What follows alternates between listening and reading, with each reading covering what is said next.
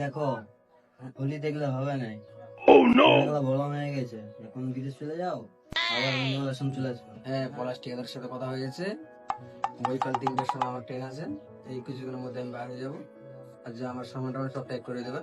ঠিক আছে, প্রায় টাইম তো হয়ে আসলো, তুমি ভাড়া দিয়ে আসো, আমি তারপর ব্যাগটা প্যাক করছি।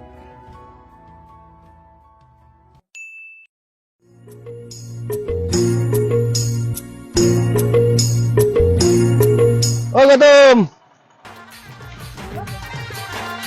রে গৌতম দা, টাইম হয়ে গেছে, যেতে হবে, চলো। হ্যাঁ হ্যাঁ,